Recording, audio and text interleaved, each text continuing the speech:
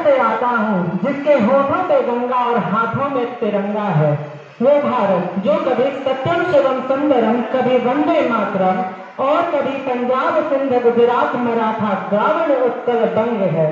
वसुधैव कुटुंबकम के सिद्धांत पर जिया मेरा भारत वो नीलकंठ है जिसने खुद विष पीकर दूसरों को अमृत दान दिया। नमस्कार आदरणीय प्रधानाचार्य महोदय, शिक्षकगण एवं मेरे प्यारे साथियों, मैं आभांशु द्विवेदी कक्षा 12वीं का छात्र आज आपके समक्ष भारत की प्रगति पर भाषण प्रस्तुत करने जा रहा हूँ। भारत गुलामी से पहले कैसा था भारत? अंग्रेज शासन की गुलामी नहीं, ये गुलामी उस वक्त से पहले की जब हमने स्वयं ही गुलामी का रास्ता गढ़ा था। जब उस वक्त के शासकों को अपनी सीमाएं छोटी लगने लगी थी और उनका लालच बढ़ने लगा था। जब मक्खियों की तरह गुड़रूपी भारत पर विदेशी आक्रमणकारी आकर्षित होने लगे थे, उससे पहले का भारत। गुलामी से पहले भारत वह भारत था जहां वेदों और पुराणों से विप्रों ने कई अनुसंधान कराए थे, शस्त्र अस्त्र और दिव्यास्त्र दुर्लभ यान बनाए थे, आयुर्वेद के मूल मंत्र से चिकित्सा के भेद बताए थे, चरक और सुसेन वैद्य ने इसमें भी विस्तार कराए थे। ज्ञान विज्ञान चरम पर था, कर्म अधिक सम्मानित था, अध्यात्म से चढ़कर बोलता था, नहीं कोई वर्ण अपमानित था। कला और ज्ञान के लिए यहाँ प्रेम था, नटराज जहाँ पूजे जाते थे, शस्त्र और शास्त्र और तत्व एक साथ सिखाए जाते थे। यहाँ तपस्वियों का तेज था, कर्मण्यवादिता रस्ते गाया जाता था, यहाँ सब साथ मिलकर रहते थे, प्रेम से हर त्योहार मनाया जाता था। लेकिन जिस प्रकार पिंजरे में कैद पंछी अपनी उड़ान भूल जाते हैं, उसी प्रकार गुलामी में हम भी इस दुर्लभ ज्ञान को भूल रहे थे। कोशिश उन्होंने बहुत की हमसे हमारे ज्ञान विज्ञान और कला को छुपाने की। हमारी पुस्तकों को बदलने लगे, ग्रंथों व इतिहास के साथ छेड़छाड़ की ताकि हम सब कुछ भूल जाएं और उनका राज कायम रहे। लेकिन वे भूल गए थे कि किताबें मिटाई जा सकती हैं, लेकिन गुरुओं का ज्ञान नहीं है, दादी नानी की कहानियों को नहीं।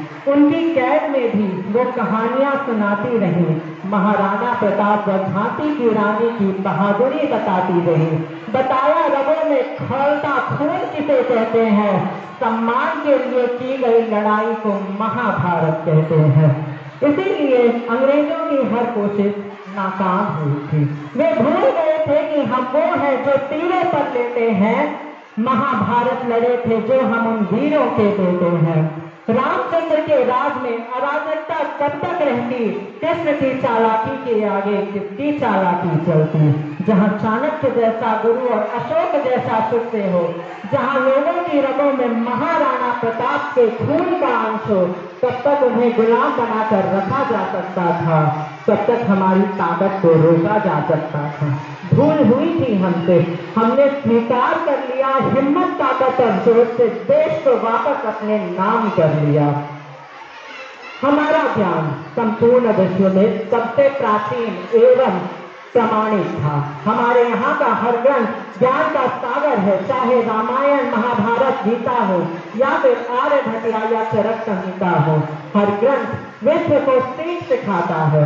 आज चाहे आर्यभट्ट हो, मंगलयान हो या फिर चंद्रयान 3 हो, इनकी सफलता यह दर्शाती है कि हम विज्ञान के क्षेत्र में जिस प्रकार से आगे थे, आज भी आगे हैं। गुलामी ने हमारी रफ्तार को रोकने की कोशिश की, पर हमें पीछे नहीं कर पाए। आज भी आतंकवाद एक ऐसी समस्या है जिसका समाधान वीर जवान अपने लहू से ही करते हैं। न जाने इस समस्या का हल करते करते कितने घरों के चूल्हे जल गए, कितने घरों के चूल्हे जलना बंद हो गए, कितने बच्चे अनाथ हो गए, कितनी माओं की कोख सूनी हो गई, पर इसका संपूर्ण समाधान न हो सका। पर G20 सम्मेलन से एक उम्मीद की किरण नजर आने लगी है। इस साल 9 और 10 सितंबर को G20 सम्मेलन का आयोजन होना है।